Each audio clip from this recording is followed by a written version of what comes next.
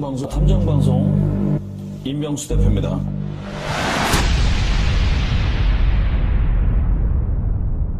어제 제가 영상에서 말씀드린 대로 극단적인 선택을 했을 가능성이 높은 증거가 나왔죠. 태블릿 PC에서 유언장 비슷한 내용이 나왔는데 그 내용은 유언, 내 죽음에 누구도 슬퍼하지 않았음 해, 이렇게 써놨다고 해요. 지난 27일 김가을 양의 태블릿 PC에서 나온 내용입니다. 실종 당일 택시를 타고 밤 10시 22분쯤에 가양역에서 하차했다. 집은 까치산역인데 택시를 타고 전철역에서 내려야 되는데 택시를 타고 가양역에서 내렸다. 가양역은 한강과 가깝다. 까치산역과는 거리가 있다. 택시를 타기 전에 어떤 결심을 한 게 아닌가. 그리고 10시 31분에 가양대구 남단 방향으로 걸어서 이동했다. 약 9분 거리죠. 그리고 56분, 10시 56분 가양대교 위 남단에 도착한 후에 5분 뒤, 즉 11시 1분에 우리가 알고 있는 그 119에 신고한 내용입니다. 친언니가 쓰러질 것 같다는 내용의 112 신고를 합니다. 이 모습이 해당 지점을 지나는 노선버스의 블랙박스에 포착이 됩니다. 그 버스 블랙박스에 찍혔다는 거예요. 신고 뒤인 11시 9분, 8분 후에 같은 지점을 통과하는 버스 블랙박스에서는 사라졌다. 그러니까 11시 1분에서 9분 사이에 극단적인 행동을 한 게 아닌가라는 생각이 듭니다. 나는 이게 마음이 좀 아픈 게 태블릿 PC에다가 유언, 내 죽음에 누구도 슬퍼하지 않았음 해. 자, 우리가 정신과 의사가 이런 얘기를 한 적이 있어요. 자기 목숨을 끊는 거 아니겠습니까? 그런데 이게 보통의 용기를 가지고 있지 않고서는, 또는 정말로 멘탈이 완전히 나가서 너무너무 죽음보다 더한 괴로움 속에 쌓여 있는 경우에 이런 행동을 하는데, 이 사실은 폭력성이라고 합니다. 폭력성이 밖으로 표출이 되면 타인에 대한 남을 해치거나 폭력으로 나올 수가 있고, 그러한 폭력성이 이제 폭력성이라는 표현으로 일축하기에는 굉장히 많은 복잡한 감정이 들어가 있겠죠. 그러한 것들이 남에 대한 해코지가 아니고 내 스스로에게 어떤 칼을 겨누게 되면 그게 이제 자해나 자기 생명을 빼앗는 그런 극단적인 행동을 하는 원인이 된다라고 해요. 자, 유언, 내 죽음에 누구도 슬퍼하지 않았음 해라는 말을 보면서 이분이 얼마나 마음이 안타까운 힘든 상황이었을까라는 생각을 하는 동시에, 참 만약에 이제 아직 이분의 시신이 나온 건 아니지만 그런다라는 어떤 가정대로 결과가 진행이 된다라면 참 이기적인 생각이다.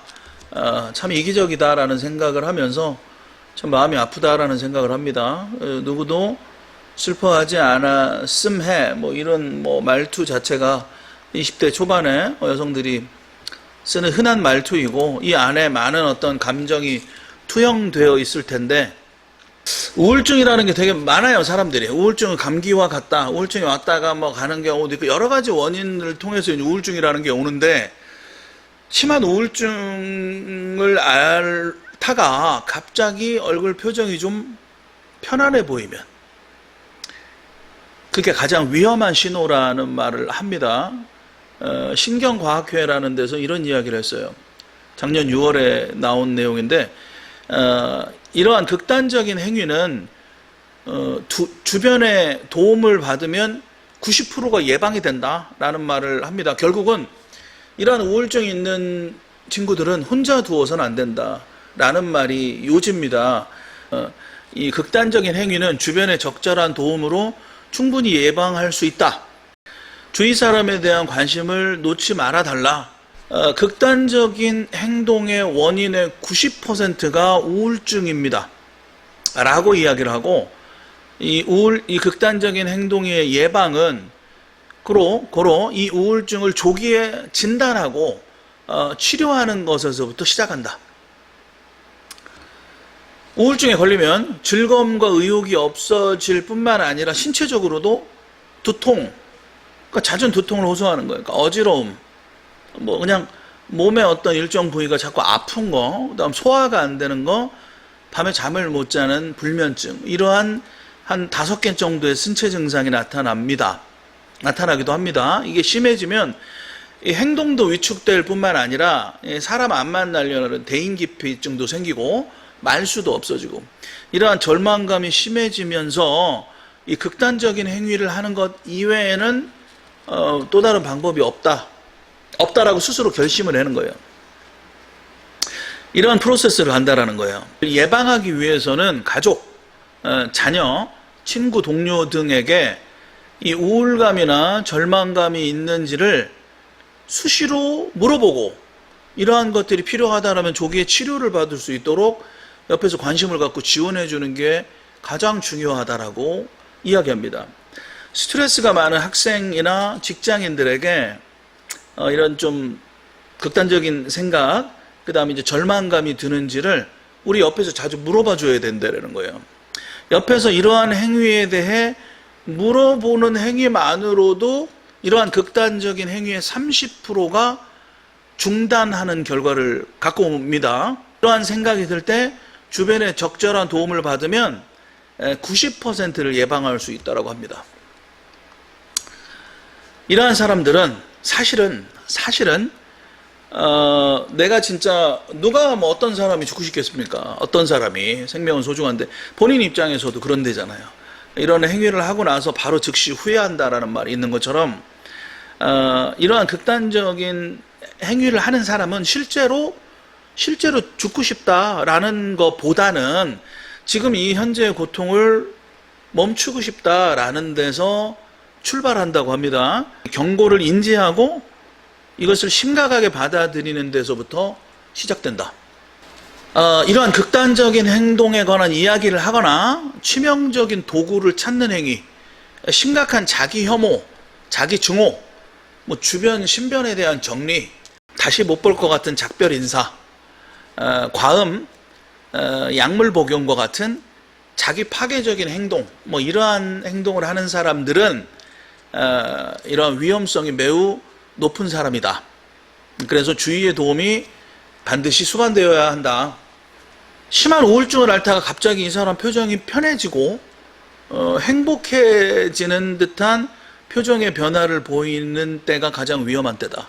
이러한 극단적인 행동을 시도하는 사람에 대한 잘못된 상식도 바로잡아야 한다라고 주장을 하는데, 이러한 행동을 하겠다라고 말하는 사람은 실제로 그렇게 행동하지 않는다. 즉, 자꾸 말로 막, 나 그냥 뭐 이런 행동을 하고 싶어, 이런 행동을 하고 싶어, 라고 말하는 사람 치고, 뭐 실제로 행동에 옮기는 사람 없어, 뭐 이러한 편견, 이러한 생각들을 하지 말아야 된다. 이거 잘못된 행동이다.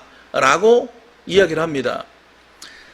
극단적인 행동을 기도하는 사람은 그 전에 대개 이러한 행위에 대한 경고나 사인을 분명히 보입니다. 그래서 죽음에 대한 어떤 말도 이 사람들에 대한 이야기를 무시하지 말아야 한다라고 이야기합니다. 가양역 김가을 양이 그날 이제 머리도 하고 머리를 하자마자 비도 맞고 기분도 별로 안 좋고 뭐 이런 것들을 SNS에 올렸다. 벌써 지난달에 자신의 PC에 태블릿 PC에 뭐 이러한 유언 뭐 이런 것들이 들어간 말들, 그리고 그냥 슬퍼하지 않았음 해 뭐 이런 말들을 썼다라는 건 이미 예고가 돼 있다. 극단적인 행위를 하겠다라고 본인이 이미 마음을 먹은 사람이라면 우리가 아무리 옆에서 이야기를 하고 도와줘도 그걸 막을 수가 없다. 나는 우려를 할 수도 있지만 사실은 그렇지 않대요. 매우 심한 우울증 환자도 마지막 순간까지 죽을지 살지를 고민한다라고 합니다. 그리고 대부분은 죽기를 원하지 않는다라고 이 학자들이 일축합니다. 이런 행위를 하려는 사람을 비정상으로 취급하는 일각의 시선에 대해서도 사실은 그들은 대부분 정상적으로 생각합니다. 생각이라는 거는 정상적으로 합니다. 단지 화가 나고 슬픔에 잠겨서 우울하고 절망하고 있고 뭐 이러한 극심한 스트레스와 감정적인 고통을 겪고 있는 것 뿐이지 생각 자체는 정상적으로 한다라는 거예요. 그래서 감정적인 도움과 이러한 관심이 반드시 필요하다.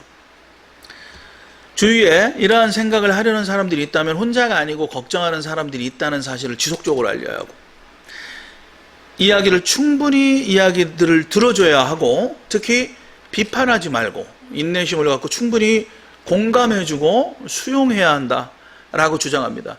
이러한 위험성을 갖고 있는 사람은 어떠한 경우에도 혼자 내버려 두면 안 된다라는 게 중요한 키포인트입니다. 우울감이나 불안 등을 호소하는 사람이 있다면 정신건강 전문가에게 연결을 해주는 등 치료를 받을 수 있는 브릿지 역할을 주변인들이 꼭 반드시 해주기를 바랍니다.